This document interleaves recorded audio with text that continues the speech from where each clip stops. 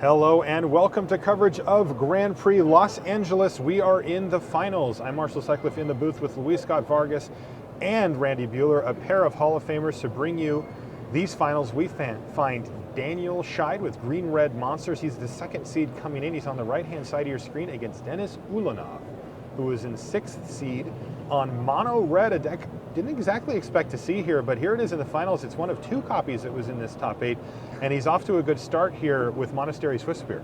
You didn't expect to see Mono Red. I didn't expect to see Green Red Monsters. Yeah? Mono Red, I thought, oh, maybe there's this window in the metagame. Tom Ross won Louisiana States with it, maybe. Green Red Monsters, I think, the even bigger upset. So Monastery Swiftspear gets in for one. Elvish Mystic actually gets in for one as well. Funny. Yeah, and this is the kind of hand Daniel wants. Elvish Mystic into Sylvan Caryatid is a very good draw. It's mono green so far? Oh no, it's got the Caryatid, never mind. So this is a one-lander here for Denis. Basically, his biggest decision here is whether he just plays the Dragon Mantle and hopes to hit a second land. If he doesn't hit a second land, he doesn't even get to attack with Swiftspear for damage. Well, he has Titan Strength. Right, but if he plays the Dragon's Mantle first, to get an extra point of damage. Yeah, for sure. So he has to make that decision well, right he could now. attack. He also planning can attack. to Titan Strength.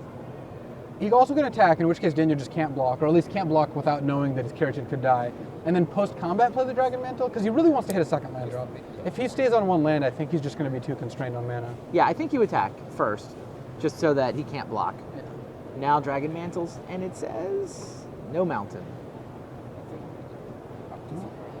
Being stuck on one is much worse than being on 4. Being on 2 is kind of where you want to be.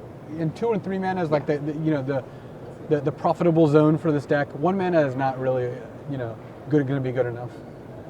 Of course, that seems like a very keepable hand, but still, it didn't quite get there on the draw. But if Denis hits this turn, it's not that bad. I mean, it's not like he's disrupted from getting to cast his 4 mana spells. His spells all just cost 1 mana. Yeah, he's just limited to casting one of them until he draws the second land.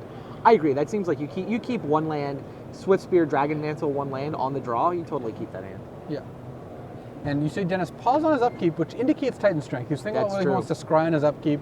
Decided his opponent has 3 lightning strikes or 4 lightning strikes in the deck, and it's just too risky. He does find the mountain though, so off he goes. And Daniel didn't play anything. He had 5 mana. He could have played Storm Breath, could have played Pelucranos. He would have played any of these cards if he had them. Does Daniel do anything at instant speed other than Lightning Strike?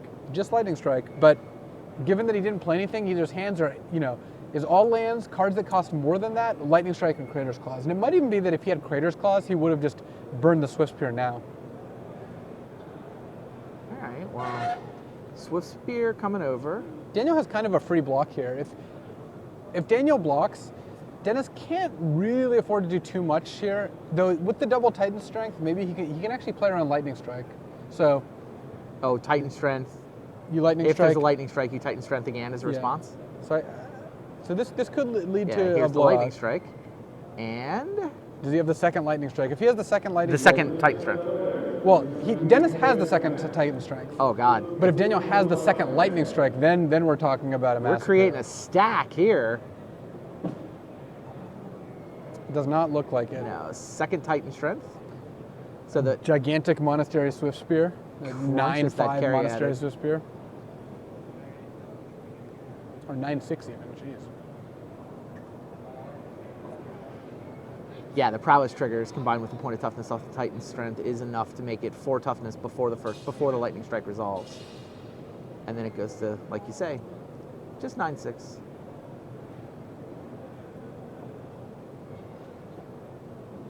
Couple of scries.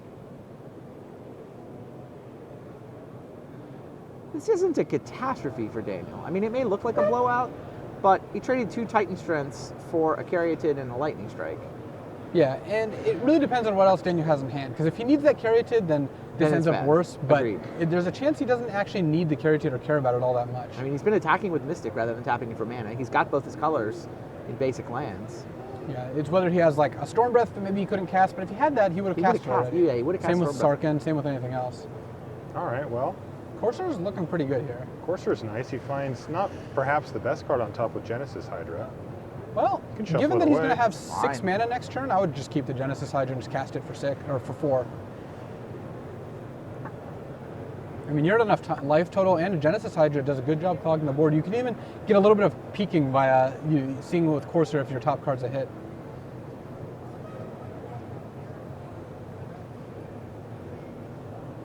I actually think Dennis is in not great shape here, despite that last turn working out kind of the way he wanted it to. Mm-hmm. I mean, he can cast, like, he can Lightning Strike the Elvish Mystic, he can attack with Swift Spear and it won't be blocked, but, you know, he's not actually doing that much damage right now. Swift Spear got blocked last turn, hit for 1 the first turn. It's not like he's got Daniel down to 10. So what you're saying is the Courser of Kufix is good against mono red decks? Oh, yeah. Gain an extra life and lets you go ahead and, you know, make your draw steps a little bit better. It's 2/4. It's not actually blocking here because, again, Swift Spear is a very scary card. It could actually block. I mean, you could run the block and hope he doesn't have a third Titan Strength or Coordinated Assault, but I think you just want to keep the Courser in play. The longer Ulanov tanks, though, the more likely I am to block. Yeah, the problem is you lose your creature to Lightning Strike too. See, like He didn't have it. He would have cast a second Lightning Strike last turn if he had it. No, you lose Courser to Lightning Strike. Oh, sure. But the thing is, if you're at 19 and you don't block, what's the worst that can happen? You take 1. I mean, maybe you take 3 if he pumps, but then you're really happy about that. There's no scenario where you get blown out here. Whereas if you block, you let him use his mana to kill your cards. Whereas right now, Dennis is not actually able to leverage So even his if you mana. think there's a decent chance Dennis is bluffing, it's just not worth it to call. Yeah, if I thought there was a 50% chance or even like 70% chance. Yeah, I'd I'm on probably- 60% bluff. Yeah. 60% plus bluff for me, but it may not be worth big blocking because even if you're right, it's not that big of an edge. And it's the times when you're wrong are really bad. Also, I think Courser is just very good to have out here. It could Right, lead right, to an right. extra point off Genesis Hydra. Yeah, you talked me into not blocking even though I'm putting Dennis on a bluff. Yeah, I mean, I don't think he has it if I'm Daniel, but I also don't think it's worth it. The risk reward is just not there. If I'm at 8 lower life, things change, then I'm blocking. Right. So it looks like he didn't block, and he's just going to pump once here to hit for 2. And then play presumably something like a Frenzied Goblin. Yeah. Yeah, there it is, Frenzied Goblin. All right, pass the turn back. Now Daniel's got 5 mana currently, and he finds, a second Courser of Kufix. So now he knows he can hit interesting. off Genesis Hydra. He could actually play, because it looked like he had Nykthos in hand. He could play Nykthos and just not sack Wooded Foothills and just play Genesis Hydra for 3, hitting the Courser. That's not too bad. Now then you have a Wooded Foothills out, which kind of draws you an extra card, because it shuffles away Wow. the first bad card you see. And it now it also gains- gains you 2 life. Yep. Yeah. Well, 1 life, but 1 additional life, yeah. It's a shame you won't be able to hit a land drop then, because you already played it off Nykthos, so you're giving up that, but I kind of like this play. And a 3/3 Genesis Hydra is fine. I mean, it puts another blocker into play. yeah, tussles nicely. Yeah, I like that play. Let's see what Daniel likes. I mean, the upside to cracking Wooded Foothills is you get to cast it for 4, but then you might miss. It's very realistic to miss at that point. You have cards like Crater's Claws in your deck. Yeah, he's going for He it goes just for at 3. I assume there's nothing better he can hit. Yeah, there it is. Wow. Courser of 4 would have hit Kufix. Pelucranos on that draw, but what are you going to do? And the shields are kind of up here. I mean, Yeah. Daniel's Yes. out of cards, but with 2 Coursers and a fetch land, he's got a very likely chance of having his next draw step be good, because he has to hit 2 bad cards in a row. And he's got a 3/3 and 2 2/4s. He's at- actually at got 18 12 life. toughness up against the Yeah. up against the mono red slide deck here.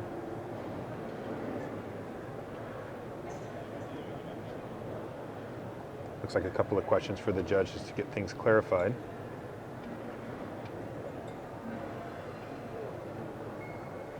Yeah, I like just putting 2 creatures into play here regardless of what they are. It makes Frenzied Goblin so much worse. Yeah, now, I don't like sending here. I would just keep the Courser back.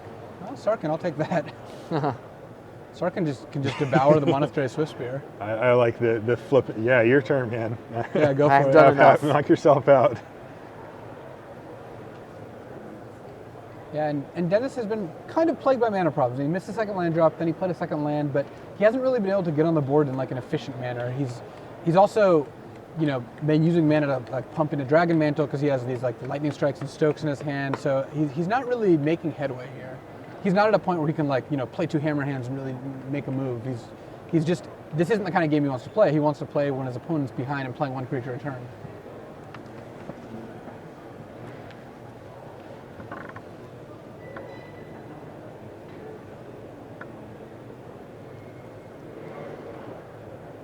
Dennis' options, he can lightning strike the Hydra, but he has no attacks then.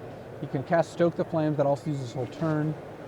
He's really not going to be effectively able to play more than one card a turn here unless he's got 2 other 1-drops in hand. But if he had 3 1-drops in hand last turn, I imagine he would have played 1 instead of using Dragon Mantle.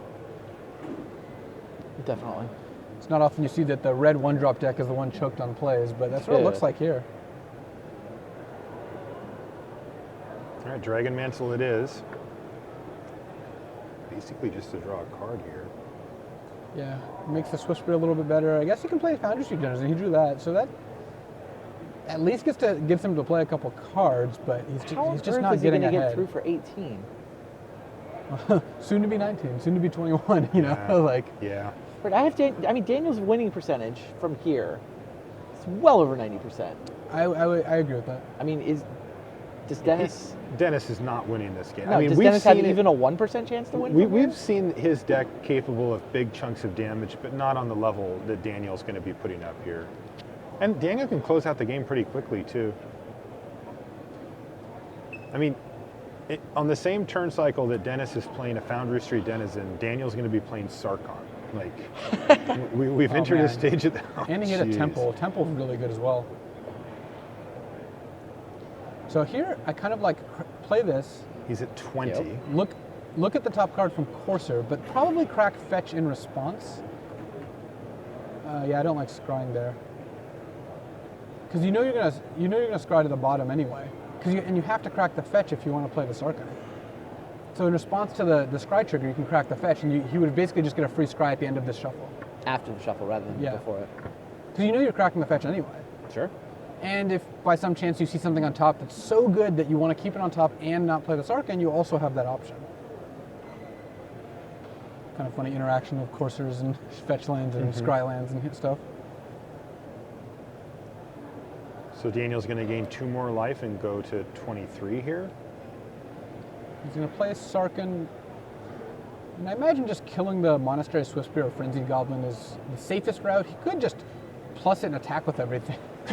He is actually to that point. I wonder what that looks like. You're smashing for Let's see, 4, 11? 5, 6, 7, 8, 9, 10, 11. Well, he's smashing with just the Dragon Speaker. He's happy to hide behind his Coursers of Crufix and his 3/3 Genesis Hydra. He passes the turn back with his opponent at 12. Dennis is at 21. And he would have scried that mountain to the bottom if he had the extra scry, I believe. So Yeah. he'd be kind of up a card.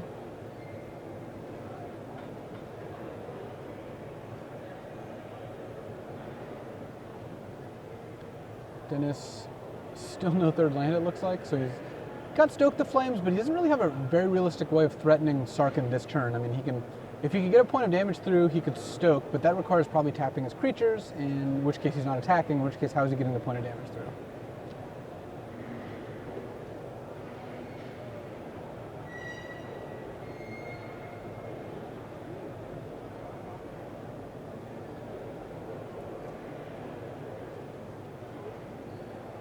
This is a tough game for Dennis to play because he's so behind, but he's got all these decisions. He does have 6 cards in his hand.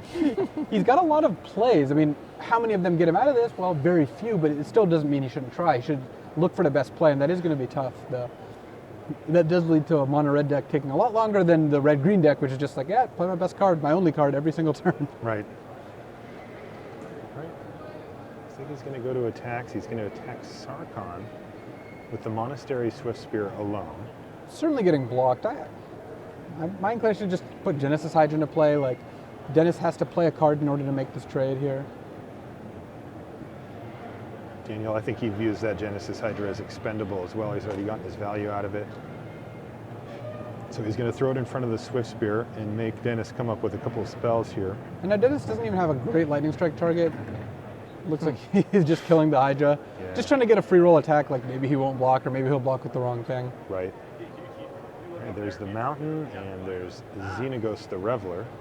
Gain another couple of life. So somehow Daniel Scheid is now going to be at 23 life against the mono red deck, and he's ahead on board, ahead on life. He's not ahead on cards, but it doesn't look like it's going to matter here. Dennis might have some decent outs here. Let's see if he maybe stokes away one of the coursers, attacks with Frenzied Goblin. Yeah, I don't know. It seems tough still. I mean, because he still has to point 6 points of damage at the Sarkhan. And part of the problem is like any sequence of plays that gets Dennis kind of out of this requires Daniel to draw maybe 6 cards out of his deck, just given that he's at 23 life, he's going to get a bunch of draw steps. The coursers are going to be in play, which negates a lot of the lands he could draw. So Dennis has to hope that Daniel somehow hits like 10 lands in a row after the Xenagos. Even then, Dennis Ulanoff is at 7 here. Yeah, and at some point the coursers can just start attacking. Yes.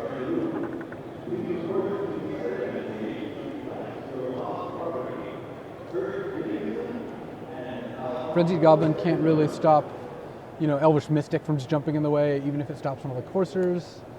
Monastery Swiftspear is being limited by the fact that Dennis only has 2 mana, so he's at most playing 2 spells, unless he sets up a turn where he can cast like 2 spells and a Stoke, but he doesn't even have that many creatures in play, so that's difficult too. He needs like an Crowing Crusader for all those Dragon Mantles.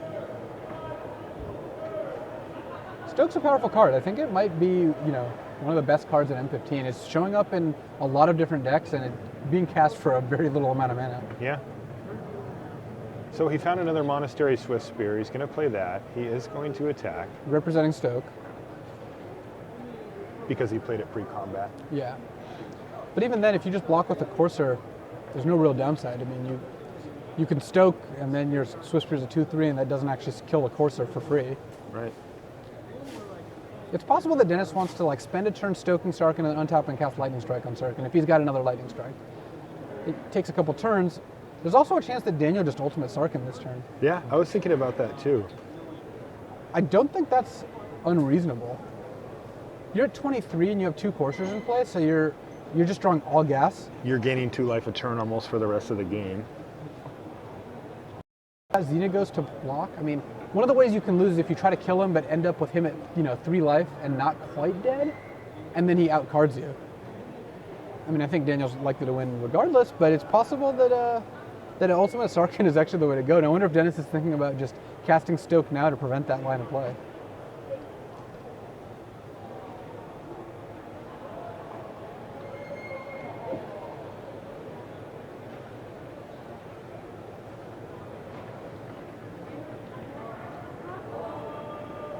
It looks like he decided to do nothing. Pass the turn back. Xenagos goes into hand for Daniel's Shide. He finds a mountain on top, and here's draw step, stoke the flames, it looks like, on the Courser. At least make it so Daniel's only getting 1 life off this extra land.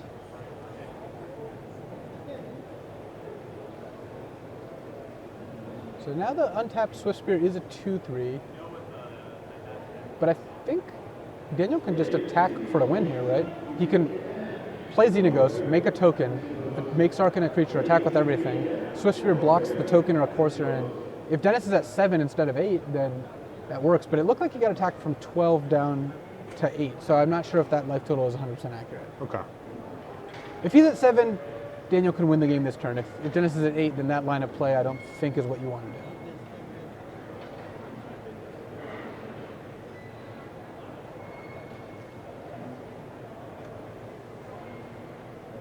So there's Xenagos. Make a guy. Yeah, it's going to be hard to get away from making a Satyr here. Right, that's the easy part. So does he see the victory here? All right, looks like Dennis is actually. Oh yeah, I like this. This is where I want. He went to for it. Yeah. This is sweet. He just ultimates Sarkhan versus the mono red deck. That's pretty insane. And now Dennis is at 9, which I. Yes. So okay, looks like 9 is the correct life total, which definitely makes trying to go for the win not good. I like ultimating Sarkhan here. Yeah. So what's going to happen And is not just because I like drawing extra cards. right. Is Sarkhan's going to allow Dennis to draw 2 extra cards per turn, but with the caveat that he has to discard his hand at the end of the turn. But with all that mana available, and especially with the Courser in play, he's going to be able to basically hit land drops for the rest of the game and play between 1 and 3 spells probably for the rest of the game, and he's just going to overwhelm Dennis from this point on. Pretty sick. Yeah, and I think that this is actually Daniel's best course of winning, because if he tries to kill Dennis and ends up, falling short, all that effort didn't do anything. Right. Whereas if he ultimates Sarkhan now, he's just set up to play for the long game, and that's what his deck's best at doing anyway, at least in this matchup. And Daniel could still just draw Storm Breath and kill Dennis out of nowhere, but I think putting himself in a position where maybe Dennis makes an attack that kills Sarkhan, and Dennis ends up at 3 or 4 life, but Daniel's out of cards. You could actually lose from there, especially since Dennis has a lot of creatures in play. Right. All right, there's Goblin Rabblemaster for Ulanov.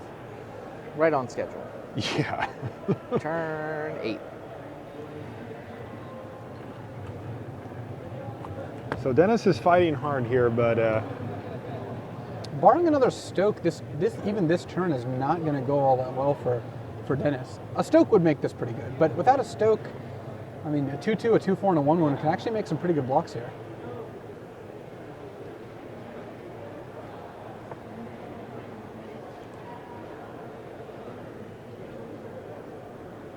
okay, make a Goblin. And who's coming into the red zone? We know the Goblin is. Well, we know the Goblins are. The Goblins are. So there's... Is the Foundry Street Dennis in a Goblin? Yes. Yeah. As is well, Frenzied Goblin's actually not a Goblin. Come on. But it looks like he has found a way to make them not go into the red so zone Stoke with is the the card Stoke he you wanted hoped he to. had. Yeah. Because then now you can Stoke the Courser, and then you have 3/2/3 Monastery Swift Spears. So you can all attack Xenagos, I guess? So if you do that, it requires Chump to keep Xenagos alive. Which is an option. Yeah. All right, this turn is actually pretty good for Dennis. And again, I think Daniel, is glad that he ultimated Sarkhan here. Otherwise, he would have a tapped Sarkhan and Dennis would be at 5, but then the Sarkhan might go down. Yeah.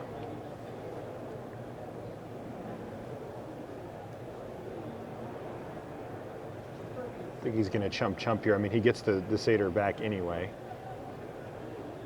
Oh, he's just going to let it die.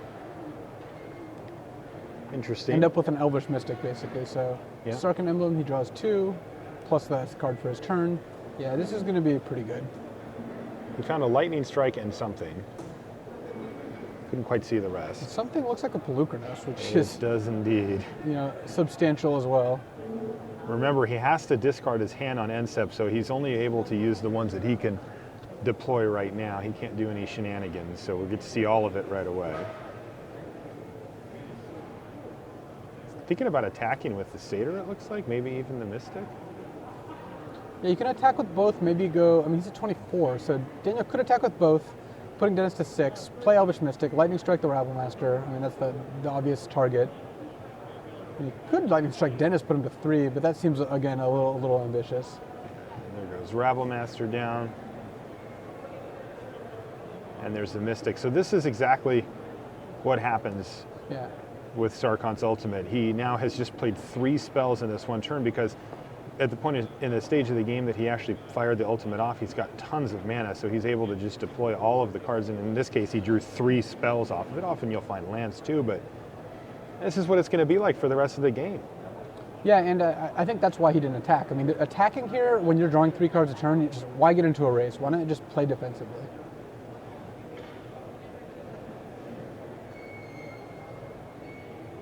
I'm sure Ulanov would love the opportunity to get into a race here, so good for Daniel for not obliging him. We've got a lot of Monastery Swift Spears in play. All of them. Well, 4 out of his 5. Let's hope not. There are all 4 on the battlefield here. I don't know how many cards Dennis has left. He was able to finally kind of dump his hand on the table here.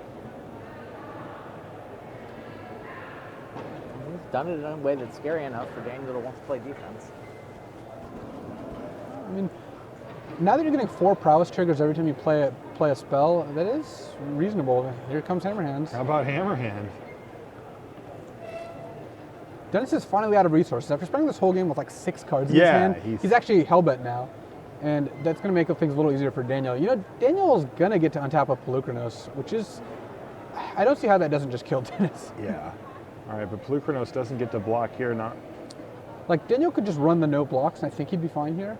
He's obviously going to make some blocks, but he is in pretty good shape. Because next turn, Pelucranos can just eat whatever remaining blockers Dennis have and come over for lethal. And just kill him. Yeah, Dennis has to be really careful about the crack back here, right? Like, he wants to get aggressive. He wants to start taking life total away, but he's got to protect his own life total in a really big way. And Pelucranos on the battlefield means that he's going to know exactly what Daniel Scheid can do on his turn, especially since Dennis is now completely out of cards. So it's all right there. How many can you Pelucranos for? All the info's there. Yeah, I don't think Dennis can win this game. I mean, if he leaves too many cards back to deal with Pelucranos, then Daniel just draws 3 cards in his turn and wins the game. Yeah. If he attacks with everything, then Daniel uses Pelucranos in his turn and wins the game. So He does not have a good option here.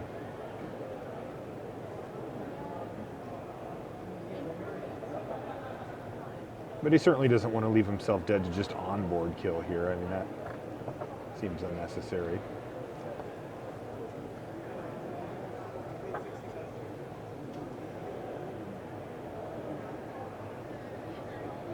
Dennis is looking at his Monastery Swift Spears and really in the tank here.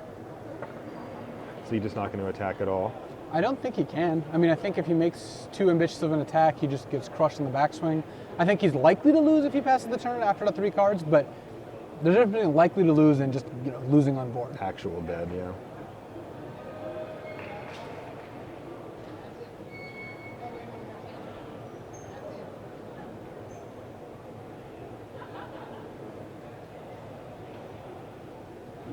All right, he's kind of going through the motions again, lining up what different attacks look like.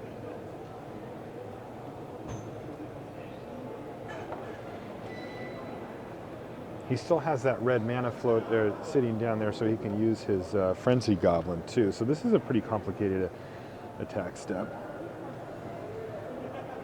Looks like he wants to leave back the Swift Spears because they're a little bit harder to kill for Pelucranos. It looks like Frenzied Goblin forcing the Satyr to not block. Speaking of not blocking, I don't know that Daniel really needs to block at all here. He certainly can. Yeah, I mean, you don't even need to throw away the Elvish Mystics. You could, because blocking like a Foundry Shoot Denizen isn't Mystical too Denizen bad. looks pretty good here, doesn't it? But if you just want to use Pelucranos, I mean... Yeah, I think I'd trade for that. I think the Denizen's a 3-1, right? He played 2 Swift Spears this turn. It's pretty academic at this point, as Daniel's at 17 anyway. And there's Lightning Strike. A Hornet Queen. Another Hornet Queen.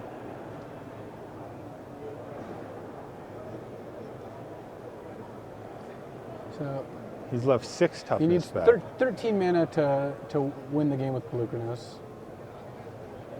So he's got 1, 2, 3, 4 off of But Nykthos, 5, 6, 7, 8. oh, or just do Crater's Claw. How about we just kill you instead? Crater's Claws to the face. All right, so Dennis Ulanov was the one who wanted to be doing such things, but Daniel Scheid is the one who gets to finish off with a burn spell here. And that is going to bring us to our second game. Let's take a look at our bracket and how we got here. Dennis Ulanov had to beat Abzan Aggro and then had to win the mirror to get to the finals. And on the other side, Daniel Scheid, he had to take down Abzan mid-range twice to get here, and he did. And so far, he's played against, Abzan, and then Sly, which is basically the exact opposite. Yeah, completely into the spectrum. Daniel Scheid was our second seed coming in. He played against Tamada in the last round of Swiss. Tamada was playing actually to be completely undefeated in the Swiss portion, but and Daniel was playing to try to make it into the top 8. He found himself in a situation where he would like to draw, but his opponent had other incentives, so he ended up having to play, but he earned it. He got there. And he got the number 2 seed as a result. If his opponent had drawn, then maybe in one of his matches he wouldn't have gotten to play first, and that could have been worse for him.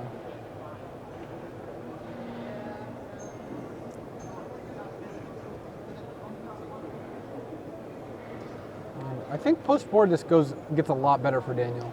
I mean, adding 3 Anger of the Gods and adding a Crater's Claws as a way to interact early, I think is just very good for him.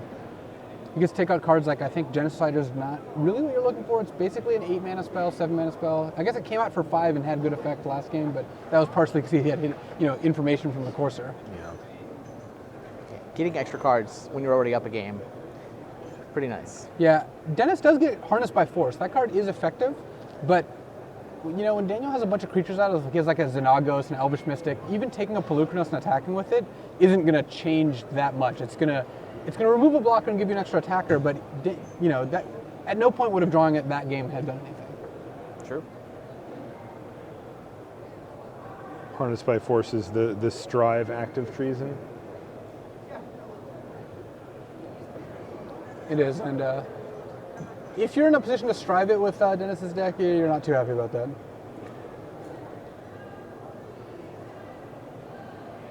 But since he's mono red, it's a free roll anyway. Yeah, the extra casting cost at the front, red, red, 1 instead of 2 red is not a drawback that exists for a mono red deck. It's a wash.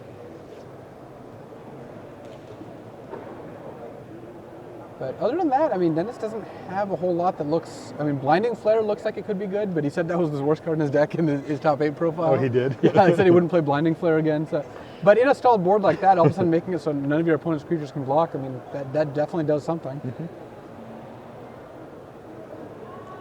Yeah, and one of the big disadvantages to deciding to play a monocolored deck, though, is that you get a lot fewer options out of your sideboard. You're kind of stuck with a really similar plan going in where, even 2 colors gives you a pretty big swath. And if you look at the sideboards for the Abzan or the Jeskai decks, they vary quite a bit just because you have so many different choices.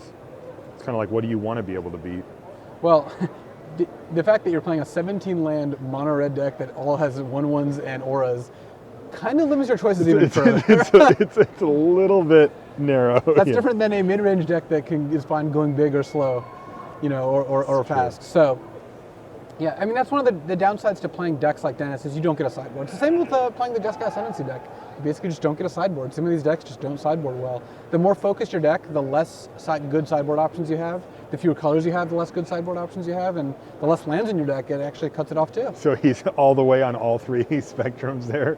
Exactly. Few lands, 1 color, very focused. Yeah, I mean, when you have a deck that has lots of 26 lands, it can side in 1 mana cards and 6 mana cards. When you have a deck that has 17 lands, it can side in 1 mana cards and 2 mana cards, right. Maybe 3 mana cards. And in this case, of only 1 color, yeah, and he can only side in so many, or else his whole game plan goes out the door. Daniel's got a lot more flexibility since he can make so much mana. Yeah, and he's happy siding in cheap cards and he's happy siding in expensive cards. In this case, he gets some decent cheap cards. I mean, 3 is not 1, but Anger of the Gods is more effective than pretty much anything else that Dennis is used to facing. And he's going to take out most of his expensive stuff, like he's got that Hornet Queen that's coming out, right? Yeah, I would expect to take out those. Sarkhan actually doesn't seem that great either, so I think he would rather play a lot of the cheaper cards. He doesn't need the cards that win in the game on 7 mana.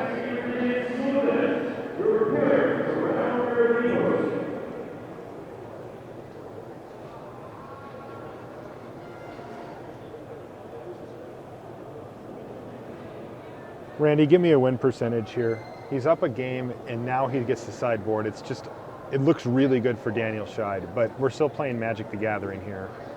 75, maybe 80? Yeah, I think being up a game and siding in Anger, which I think makes, whatever the matchup was before, go up by a couple percent for Daniel. What do you think of the sort of combination of devotion and monsters that Daniel's got, Luis? I like it. I mean, it looks like it's played out pretty well. We've seen this is the second kind of light devotion deck we've seen where it's got a lot of the marquee devotion cards, but isn't really a devotion deck. It's got Pelucranos and it's got Hornet Queen and it's got Nykthos, but it doesn't have great numbers of them. And it also, there's 2 Genesis Hydra in the deck, and so 1 Nykthos. Yeah, it's not all in on that. It's got a bunch of red burn spells and Stormbreath Dragons. So Daniel's deck is the one I'm most interested in trying out after this tournament because it's more different than all the other decks. Than the decks I played, and it's not a 17-land mono red deck, which I categorically refuse to play, except I played it at a Pro Tour 6 months ago, or like 3 months ago actually, so I actually can't even say that. Xenagos is a planeswalker that seems to have disappeared from Standard. Yeah, I'm not sold on Xenagos itself just because of how weak it is to Mana Strider, but if the Abzan decks are driving out the Mana Striders, then Xenagos looks a lot better. He had a long stay in Standard. Green-red monsters followed up by Jund monsters, and I saw that card a lot. Perhaps the Great Revel has finally ended. And the Mana Strider was the one that crashed the party? I guess well, so. except the Eidolon of the Great Revel is actually becoming a more popular card. I've seen a lot of that card, especially in the Eternal format. It's more modern than anything else. I've seen it in Modern too. Dennis isn't running that card, right? One of them was. He has 4 in the sideboard. Oh, he's got 4 on the sideboard, board. Yeah. I mean, it's one of the best cards I can think of to bring in against Jeskai Ascendancy with this list. And it seems like a very good card against a control deck, like a blue-black control deck. Just punishing them every time they cast, one of their removal spells is really big.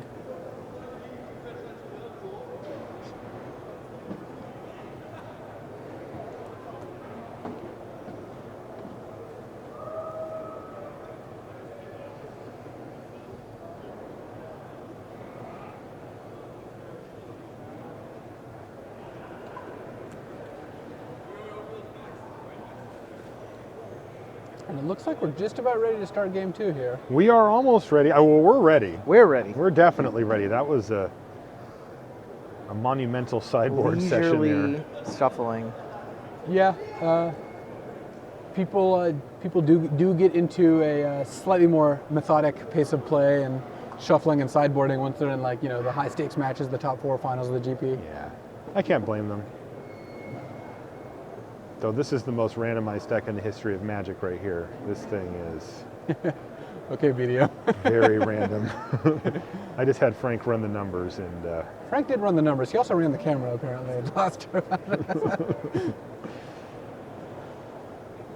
All right, we might need to change his sleeves here if he keeps going.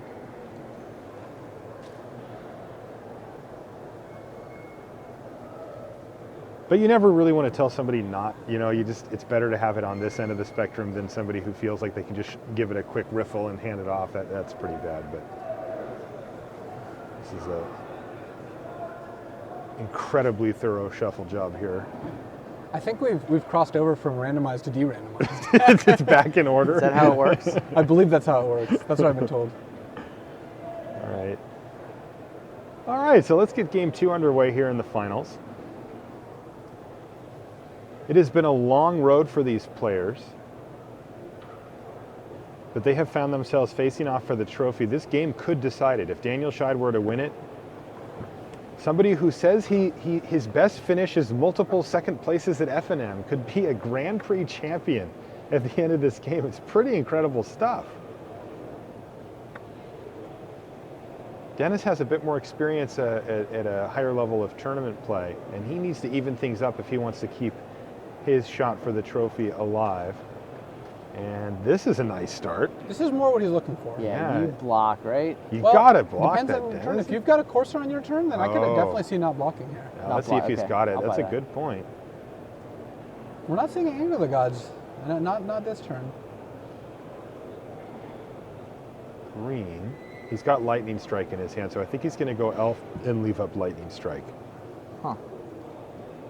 He could just... Yeah, I guess he's doing this so that his elf doesn't get burned and he doesn't end up in a spot where he can't cast Lightning Strike. But being able to block with 2 elves seems like it could be valuable as well. And because you can still tap the other. But of course, if you're just going to Lightning Strike now, it doesn't actually matter. And I think that's what it's looking like. On the Crusader. On the Crusader, he wants to make sure that things stay narrowed in a little bit. He knows that it looks like his draw is going to have a rough time beating a whole bunch of Yeah, tokens. clearly does not have an Anger of the Gods in his hand at this point, right? No. Seems unlikely. Spot removal and 2/1 drops if he's got Anger of the Gods. Well, He is not luckily doing it right. for Daniel, Dennis doesn't have, apparently a Dragon Mantle or any sort of way to target that Chrome Crusader. Or I think it would have happened while Daniel was tapped out to get an extra hasted soldier that to make the Foundry Chief Denizen just that much better. Okay, here's a Wooded Foothills. Crack that. I think this is really right where Daniel wants to be. His life total is actually pretty high. He's at 15.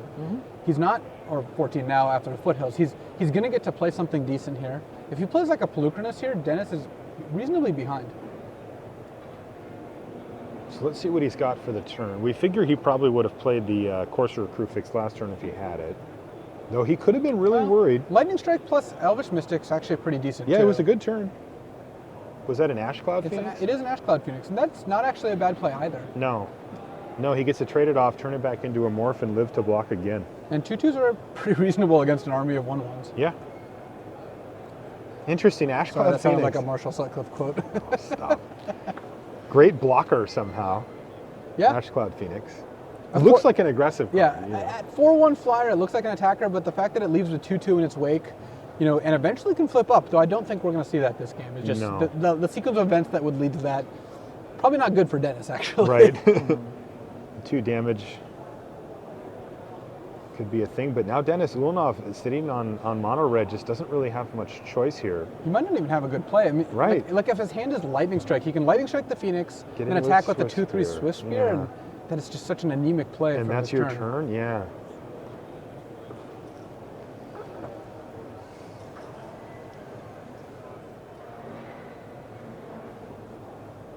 Like even like a Stoke the Flames is not really what you want. Daniel's at 14, so he's not really in burn range.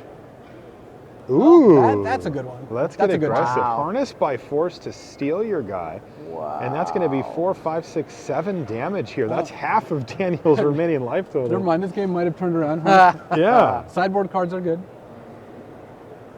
You may have that back, and now it feels like he's one more of those away, Yeah. or, you know, now he's in Stoke plus Lightning Strike range here. Wow. Harness by force, what a big swing. So now Daniel's got to be a lot more worried. He was looking pretty good last game or last turn. He's like, you know, whatever you do, I'm still at pretty high life. But basically, killing the Phoenix for a turn and dealing 4 extra damage to Daniel was plus the Mana Spray Swift Spear trigger that was a big spell. It was huge. Daniel might not actually have a good way to play around Harness by Force. The fact that Phoenix has flying is a bit of a liability here.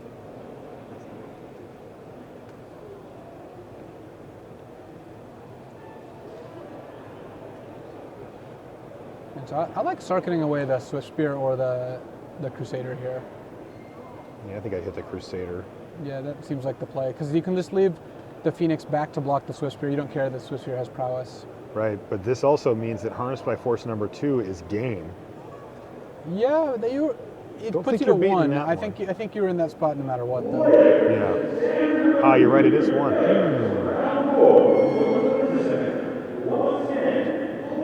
Dennis says, I've been ignoring this card all day. I don't have to read it. Yeah, no one's played it against me because it's not good.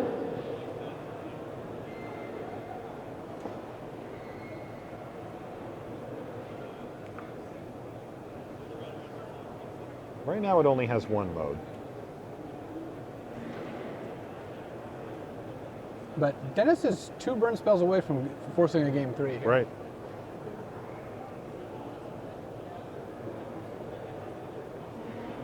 Daniel Shy desperately trying to stabilize here. It looked like he was okay, and then he took 7 damage to the head. But Denis Ulanov has passed the turn back to Daniel. Maybe he's got Stoke the Flames, maybe he's out of gas. I thought I glimpsed a Stoke, which would put him a lightning strike away from winning the game. But he doesn't have a ton of time. I mean, Daniel can start attacking for a decent amount of damage with that Sarkhan. He's going to start that. No other choice here anyway, so Ulanov drops down to 16. And there's Storm Breath, which is going to stay back. That's interesting. So we're Here's playing, Stoke the we're Flames. playing around Harness by Force. Now Harness by Force is no longer lethal. And he has the other Stoke the He has Flames, his so double we're Stoke. going to get Jeez. a game 3 here. Daniel Scheid, you know, he played a bunch of spells. He did what he wanted to do, but Denis Ulanov had the sideboard tech there with the Harness by Force to really put it to him, and then he had 2 of his 4 Stokes. So we're going to get a game 3. Yeah, and it's looking like it. Really not much Daniel could do that game.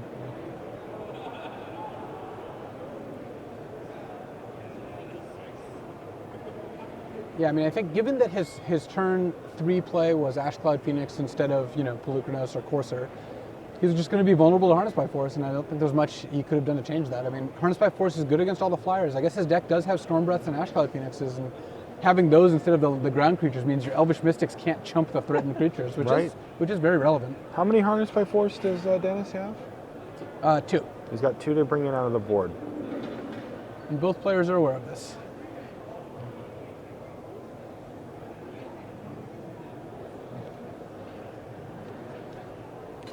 Now where do you put Daniel's winning percentage? Above 50%, but He's still on the play. He's still Yeah. got Anger of the Gods in his deck. my guess is something like 60%. I think he's a slight favorite. Sounds about right.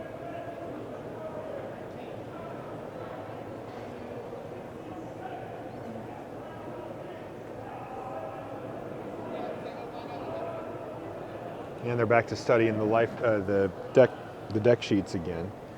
You sounded excited. Yeah. Game was pretty quick. Luckily, Daniel doesn't have a ton of options. I mean, he could take out Ash Cloud Phoenix and maybe go down to like 2 Storm Breaths to try to minimize how many targets he has for Harness. But Dennis, whether he wants Burn or not is pretty important. Whether he wants, you know, like how many cards, like, you know, he definitely wants the Harness by Force, and probably the Blinding Flare, but what do you take out? I mean, do you take out Dragon Mantles because they're slower? You probably don't take out Hammer Hands. Those seem kind of important here. Yeah, for sure.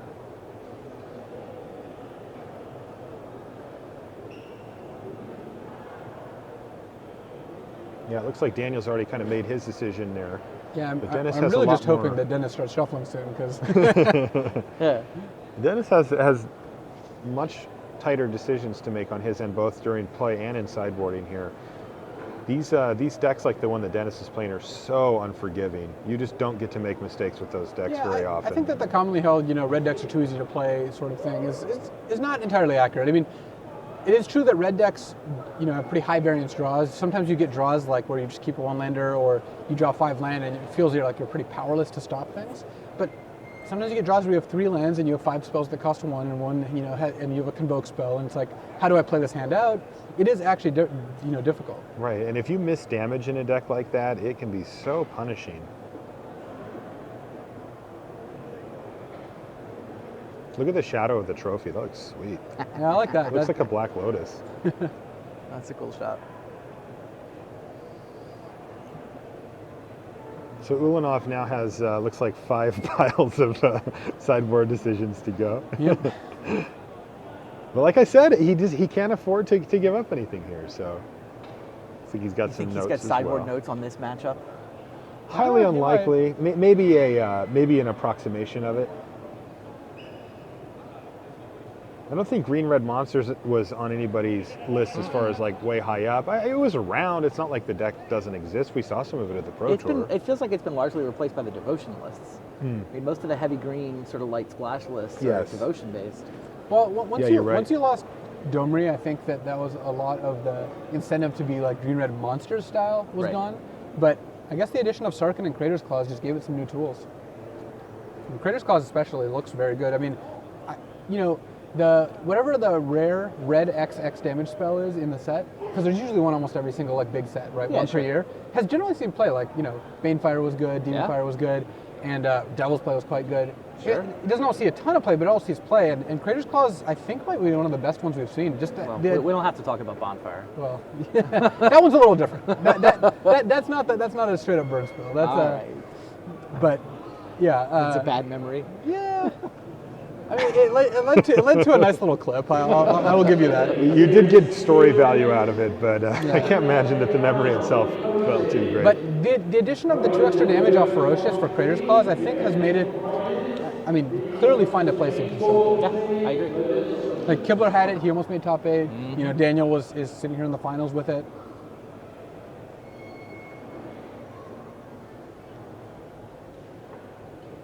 There was actually a point when I was watching the match before this one with Daniel where he could have done 14 with Crater's Claws. Yeah. He had the win on the table anyway, thanks to Monster seeing his Stormbreath Dragon. But I was just doing the math, and I'm like, wow. You were running the numbers? I actually had Frank do it, but Yeah. the number that he spat out was 14. I was like, wow. You don't know how I got there, but I have no it idea. was right. Yeah, guy has a PhD.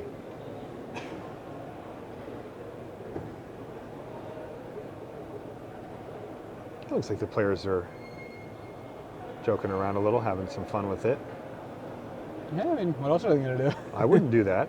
Really? No, I would just stare at my opponent and try to make him nervous. Do you know how nervous people get in this scenario? I would be nervous. I guess I don't, but I don't know. I certainly don't talk a lot while I'm in my match. No. But yeah, in between games, I don't mind talking with my opponent.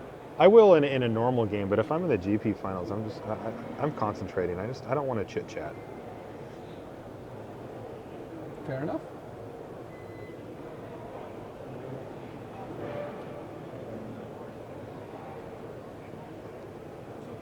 All right, so game 3, pretty soon. Well, one can assume that it's coming. It will be here shortly, and we're gonna find a champion here, and the champion is not going to be piloting Abzan, and it will also not be piloted by Jeskai. We'll see neither of those. None of the clans. We have no clans in this final. No. That's a pretty big upset. There was plenty of it here, right? We saw yeah, Sultai pop up. I remember I was doing the undefeated breakdown at the end of last night. Yeah. And I looked at tables, there were 10 players at 8-0 trying to play to be undefeated overnight. It only took me 3 tables to find all 5 clans. Unbelievable. It was Sultai versus Teamer, And yeah, they were all there. Yeah, Mardu mid-range made a nice appearance here. And then, of course, yeah, there were 2 Abzans of the 6. Yeah. And then I get to table 4, and this deck, the mono red deck, was there. 4 Abzan lists made it to the top 8 here of a couple of different varieties. But we also saw that they also made up the vast majority, well, not the vast majority, but the biggest single chunk of the metagame at the tournament. So it's not super surprising that, 3 or 4 of them would make it. Yeah, except Jessica had that much, and like I Jessica said, went I want to over. look at the top 16, but there weren't any in the top 8, and I can't name any in the top 16 either. You named Benstar. Well, yeah, so Tied for if top we're counting 16, on top the 16, X3s, yeah. basically. And Did it get to X3? I suppose we had we had some people playing, like Austin Bach was playing for top 8 against Brad, and actually ended up losing for top 8. Yeah, Fabrizio Ontari was also playing for top 8 and lost. He had the controllers so, version so with. if it could have just been 3 Jessica in the top 8 if like a couple of matches went differently, right? Like at least those 2 could have made it if they just won their last match. I think it could have been 2. Yeah. I don't think it could be 3. But if those 2 had won, then we would have 1 less Obzon and 1 less Mardu and 2 more Jeskai. And so that doesn't actually look that different. I All right, mean, looks like we're underway here, gentlemen. We Underway with what? well, with mulligan decisions, I think there's 25 or 30 decks that are 12-3 or better. If there's only 3 Jeskai in there, that's definitely an upset. Yeah. It could easily be 1 or 2 more that we don't know about. Daniel Scheid is kept. Let's see if Dennis has a keep as well. No, Does not. we wouldn't run that good. But you said this deck, mulligan's okay anyway. I think it mulligans reasonably well. I mean, when you're trying, I think decks mulligan against it better than it mulligans though. I think when you're trying to assemble cards like Hammer Hands and Foundry Street Denizen and Monastery Swift Spear, all those cards need a lot of other cards. So I actually think the mono red deck doesn't mulligan all that well. I think decks playing against it get a little bit more forgiving mulligans because they don't need to do as much if they have the 1 or 2 good cards they need.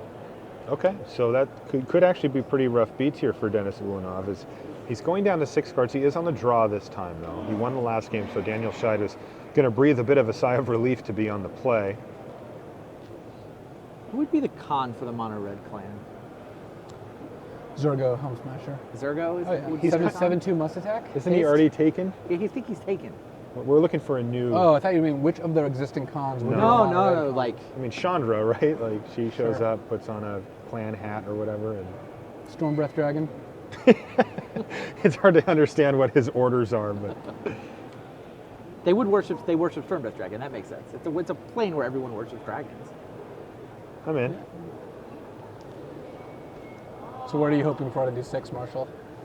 I'm hoping for 2 mountains and 4 spells.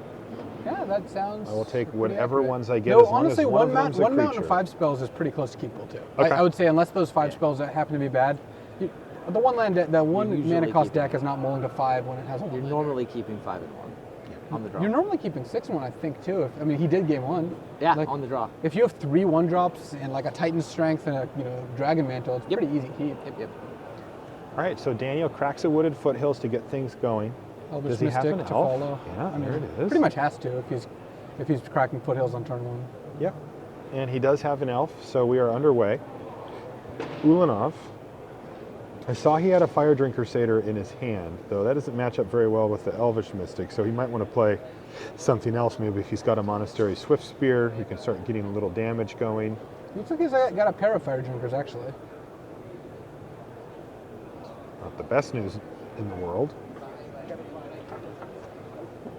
But there it is. Fire Drinker Satyr passes his turn back to Daniel Scheid. All right, so here's the first of what will be 2 to 3 turns in a row that are going to be really important for Daniel to make sure that he keeps hitting his land, committing to the board. Ooh, does not hit his land, but he does get to play something here.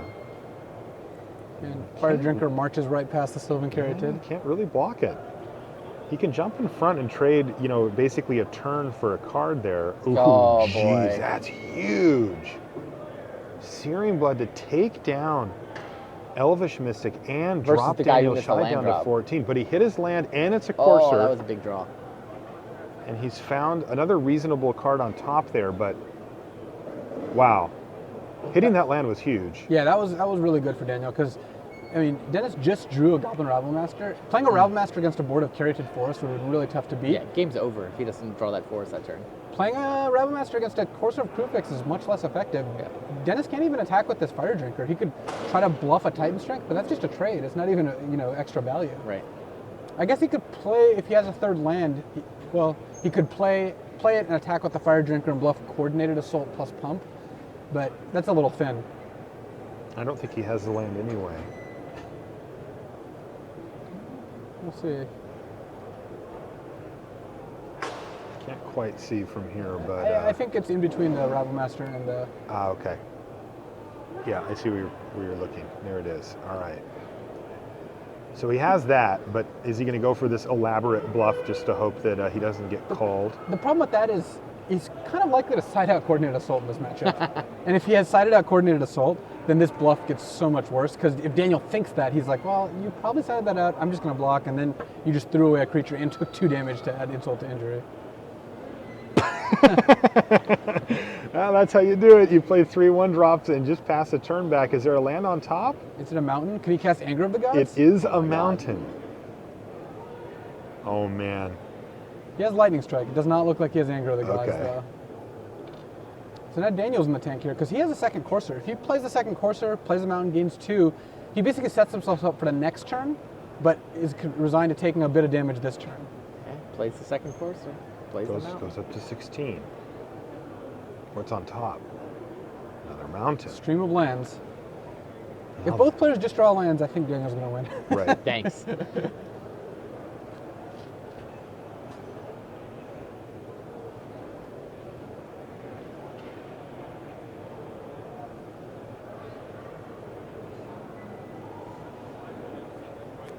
Dennis is in a pretty tough spot because he doesn't have any of the cards that his deck plays to make blocking more difficult. It doesn't look like he has any hammer hands. It doesn't look like he has any coordinated assaults, or, you know, he's got the Frenzied Goblin, so he can eliminate one of the coursers, but that still leaves a courser eating one of his creatures. Yeah.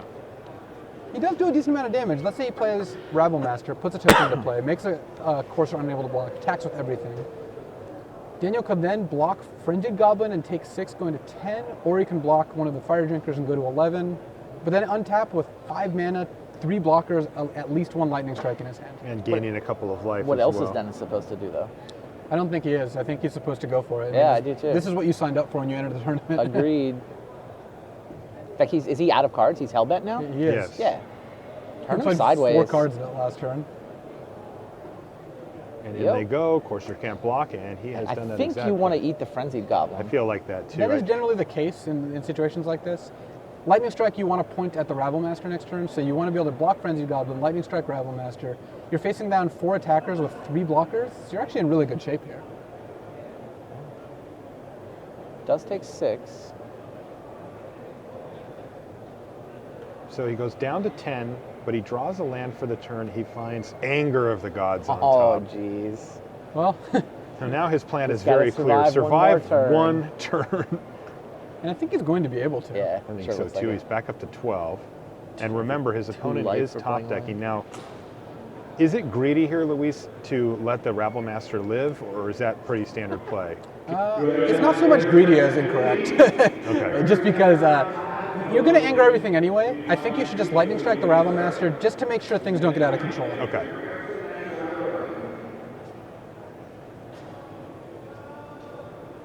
I mean, Daniel wants to make sure he doesn't lose to a top decked Harness by Force. I think he's just going with a Lightning Strike here. Playing it safe. I like it. He could do it at instant speed too. It doesn't. There's not a whole lot Dennis could draw that could change anything here. But doing something like playing a Storm Breath Dragon, that would be pretty excessive. Then a top deck Harness by Force just ends you. Whereas playing Sylvan Caryatid, Lightning Striking the Rabble Master, you have a lot of blockers. You're throwing away Sylvan Caryatid if you do that. But you know, the exchanges, you get an extra blocker. I actually agree with his play of not playing it, just because you're going to anger next turn and you're at 12 against an opponent with no cards in hand. You're currently not taking any damage except 1 from an attack. Those Fire Drink Crusaders are going to hit Dennis for 6. Ow.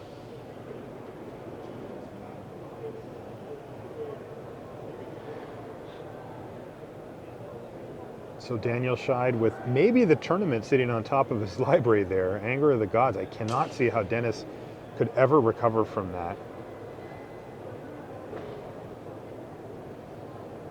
It's going to be difficult. Daniel can actually block Courser on both the Fire Drinkers, and if Dennis wants to, you know, spend 4 to trade for a Courser, that's not that bad. But it looks like he just wants to give up no value. He's just going to At this point, you do block a Fire Drinker, though. Your Caryatid is going to go down. Yeah, the Caryatid's going It's to dying die. to anger anyway. If Dennis is willing to pump, that's just awesome. All right, it looks like he's like, wait. Let's bring that back.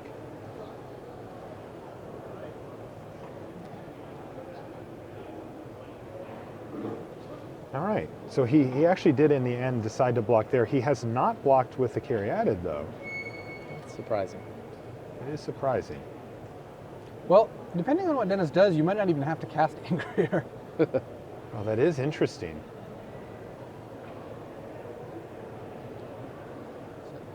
So the Fire Drinker Satyr is going to trade. Dennis takes 4, Daniel takes 2. Dennis takes- takes even an additional 2 off using the Satyr. And he takes an additional 2 off He using takes a the total Satyr. of 6.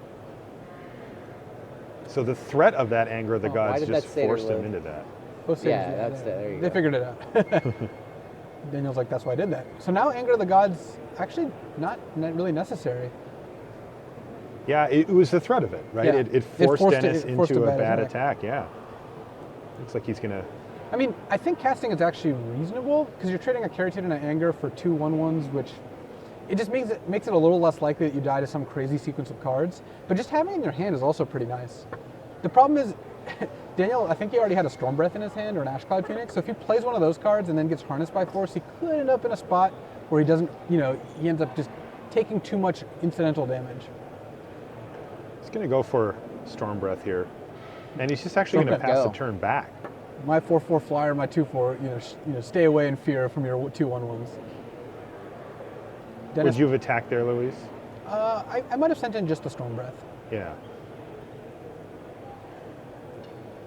Now we're looking pretty good. Now we're in the clear here. He has another Storm Breath ready to go. There's Crater's another Claws. finisher with Crater's Claws. Let's see, what happens if you just attack for 4 and pass the turn? You don't play the second, or I guess you could play the second Storm Breath.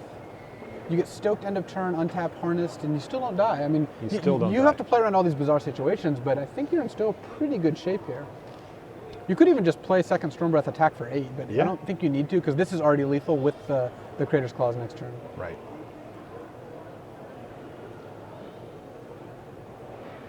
Daniel Shides at 13 life.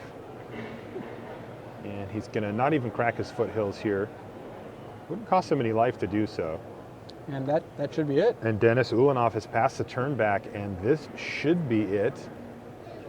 There's more on top of his library, but he can hit for 8 and then fire off Crater's Claws for even just 2, and that would do it. Dennis Ulanov, he could stoke the flames one of the dragons, but that's certainly not a winning scenario, and he knows it's coming. Target you, and that's it. Daniel Scheid is our winner. He is a local. He's got quite a cheering section over there, Yeah, too. he does. All the people he beat in F&Ms. Yes. Or the ones that beat him Or the in ones the that beat finals. him in the finals, Yeah, they're all rooting for him. So that's going to do it. We have a winner, and it's Green Red Monsters of all things. Yeah, impressive. Let's take a look at our bracket just so you guys can see. Daniel Scheid, our winner here. 4 Obzon decks in the top 8. None of them made it to the finals, and Green Red Monsters rules the day here in Los Angeles.